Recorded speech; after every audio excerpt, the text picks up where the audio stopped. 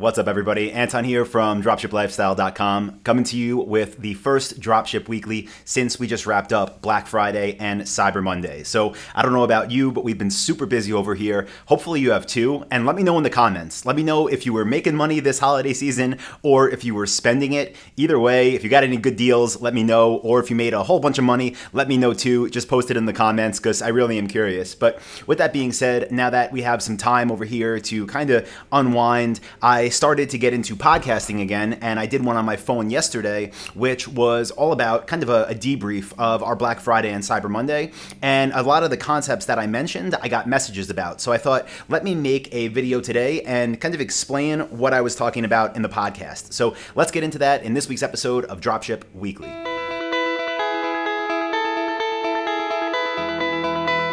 All right, so what I have pulled up on my screen right now is one of my Google Drive folders, and we'll get into this in just a minute. But first, for anybody that hasn't heard the podcast yet, I'll link to it below, the podcast I recorded yesterday, so it'll be in the description of this video. But the main idea that I was sharing there is to make sure that after these promotions end, right, the Black Friday and the Cyber Monday, and really anything, you'll see here, this is all of the different holidays that we run promotions for in different businesses, but make sure that after that happens, you are taking the time, ideally right after, to go ahead and actually note what happened in your business. And the reason this is so important is because guess what? Next year, Black Friday is still going to happen. Cyber Monday is still going to happen. And hopefully you're still in business if you do things right, right? So what you have to do is make sure that you get your top takeaways now, because even if you try to think back to what worked last week, you're probably going to have, a clouded vision of the actual results, and it's going to make it that much harder on you. So one thing I realized years ago is that I was kind of making this mistake.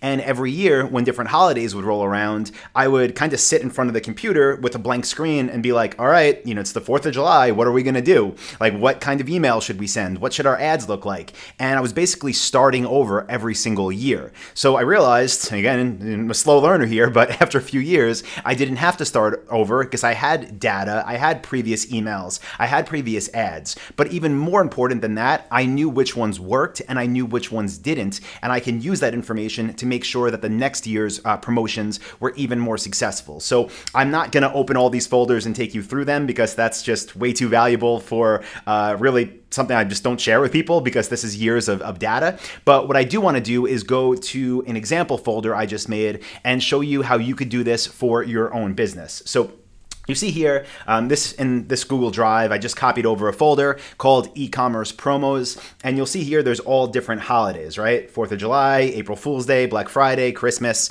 every single holiday. Now, we don't send holiday emails for every holiday for every business, but let me actually pull this up. I'll share another link in the description that you might find really helpful if I can find it on the computer. And yeah, right here, this is a list of holidays in 2019, and these are holidays that pretty much happen every year. But if you want to pull some that you might want to run promotions for, start scheduling out your 2019 now. It's crazy how many actually exist. Look at this. Just in January, what is that? 1, 2, 3, 4, 5, 6, 7, 8. There's like 9 different holidays. You have Trivia Day, you have National Bird Day, you have Houseplant Appreciation Day. You selling anything that has to do with that? Have a promotion. But with that being said, yeah, again, I'll link to that below so you can see there's a hot dog day. I didn't even know that, but these are some of the more standard ones that we will run promotions for.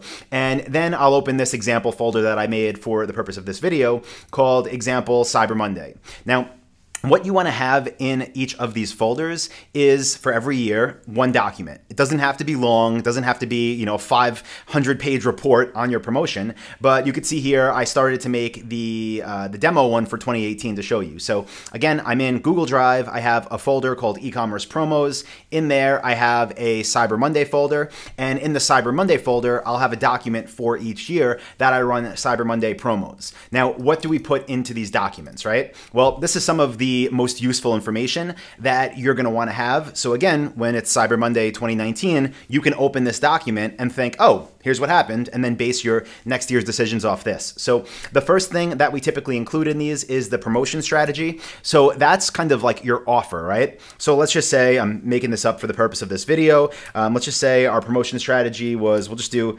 15% off all orders over $500 plus free white glove shipping, right? If that was the promotion that we put together for Cyber Monday, then that would be what's noted there, okay? And again, just recreate this in your own Google. It's super easy. The next thing that we always track is website visits, so total visits in that, in this case, 24-hour period, because it's a one-day promotion. So again, let's make up a number, and let's say in those 24 hours, I had 5,000 people visit this website. And then let's say out of those 5,000 visits, because I'm emailing people, I'm marketing people, let's just say 4,000 of them were unique. I would note that here. Then revenue, this would be your sales for that day, right? So let's just say, you know, whatever, you did 50,000 bucks, you would put here, your revenue was 50,000. Ad spend, you want to know how much you spent on ads that year. Let's just say, you know, it was 5,000 here. Now, the reason you want those numbers is because this is kind of the easiest, like, big picture you can get. Like, if you look back, right, let's just say I looked back at last year and I saw this and I saw, okay, I spent 5,000 and it got me 50,000 in sales. Well, then I'm not going to try to spend 3,000 this year because, you know, that's a good return on ad spend, and I would try to at least replicate that or make it bigger. So that's why you want to have these as kind of baselines to advance from. Now, the other things that are super important to track, and I'll just make in bold the lines that you should write in and fill in for yourself. The next one is emails sent. And for email sent, you're tracking a lot of information because email drives a lot of revenue. So here I would do, you know, let's just say it was Cyber Monday. We had a 6 a.m. EST. Then I would put the subject line, right, whatever the email is. So like this, it wouldn't be promo opening, but I would put that. Then I would put open rate. Then I would put click rate, and all these stats I'd be getting from Klaviyo, but I put that, and then I'd put sales generated. Then maybe I had an email go out at noon, right? So I'd put 12 p.m. EST, email 2. Again, same thing, open rate, click rate, sales generated. And what you're looking to do in here is, again, to see which emails worked, which didn't, so you could tweak them moving forward. So I'll just do one more here, just, you know, just for the sake of doing it so you could see what this would look like. Maybe we had another one at 6 p.m., which was email 3, track all that data. And then maybe we had a final one at, you know, 10 p.m. that said 2 hours left, right? 10, email 4.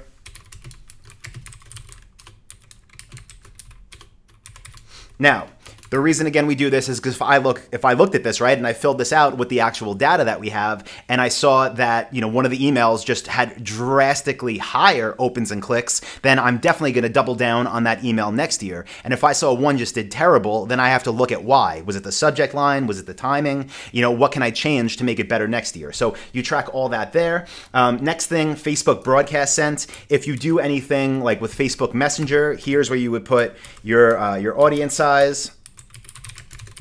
So maybe you had like, you know, 10,000 people that you sent a broadcast to, and same thing, open rate, click rate, right? Track all that data there so you could see if it worked or if it didn't. Because if you sent out 10,000 messages and you got 50 clicks, it's not going to work. Ads shown, this is super important. So this is like what we track in addition to our normal Google, you know, product listing ads and our normal retargeting. This would be, you know, anything that we had custom made, like a Cyber Monday graphic that we were running on Facebook, right? So here I'll just put screenshot of ad. You want to put that in there with ideally a link to the file. So next year, if it worked, you can go in and edit it, change it to 2019, use it again. You also want to do things like tracking the actual ads. So same thing, track for each ad, how many impressions it got, how many people saw it, clicks, how many people clicked each ad. Excuse me, this would go under ad results right here. So let me move this up. And then same thing, you'd want to do return on ad spend here. You want to do revenue and then return on ad spend for each ad that you ran that was unique, whether it be, again, on Facebook or YouTube, whatever. But again, like once you have this document, and because your data is there, it's either in Shopify or in Analytics or in Facebook or whatever you're using to market, this won't be hard to get, but I promise you it's going to be a lot easier to get now than coming back a year from now and being like, oh, what happened? I'm really not sure. So first step is get all that data from the platforms that you use, put it all into this document. And then the most important parts probably are your takeaways. is. So you could do things like what worked. This is what we always try to figure out, like what really did the best. And maybe in this case, you know, again, just making things up because I'm not going to share my data with you. Sorry, no offense, but that's reserved for a small circle. But let's just say I said, you know, the 6 a.m. email had whatever, just like the highest return on ad spend. And if I ran like 4 different variations of an ad, maybe like ad 2 had the highest return on ad spend. And then I would list why, you know, my thoughts, right? Well, like why do I think they did better? Like, what can I just visually see? Did they get cheaper clicks? Were they shown to different audiences? Make notes on why things worked and why things didn't. Other things, what didn't work. So this could be if you had any ads that just totally bombed. Again, if you had any emails you sent that got more unsubscribes than clicks. So maybe you just saw, you know, just again, just for the sake of putting something in here so you could see what it would look like email 4. Maybe had the most complaints and no sales, right? So maybe that was something that hurt your business rather than helped it. Maybe it was your Facebook Messenger received no clicks, right? Whatever it is, the things that maybe you thought originally were gonna work, but that didn't, track that there. The things that did work, whether or not you thought they would, put them under what worked. And then here, what to focus on next year. This, again, super important part of this. This is taking, you know, some time, sit there, think, look at all the data, look at your results. Again, whether they were amazing, better than you'd ever expected, or whether they were terrible, doesn't matter. But try to get the most takeaways that you can. And just picture if I can go back in time a week and I could redo some of these things in my promotion based on data, what would I redo that would get me better results? So that's the way you should think about it, right? Once you fill this out, you get to this point, think if I can go back in time 1 week, redo everything based on this, what would I have done differently that would have gotten me better results? Put that there, because guess what? You can't go back in time, but you're going to go forward in time, and 51 weeks from now, this is going to happen again, and now you'll be prepared to have an even better holiday season. So make a habit out of this. Again, doesn't take much time, but it's well worth yours. And again, ideally, the way you'll do this is every time you run promotions, go ahead, just make a new folder in Google Drive or whatever you use for your files, and keep track every year. Make a new document so you can look back, see if your hypotheses, I don't even know, if they were correct or if they were not, and adjust from there. Again, I will link to this holiday calendar below this if you want to check that out, and I'll also link to the podcast that I did yesterday. So as always, guys, if you got value from this video, please do give it a thumbs up, leave a comment below. Again, let me know if you made money this holiday season, if you've been spending it, and yeah, let me know if you got value. So appreciate you, and I'll see you in the next episode of Dropship Weekly. Thank you.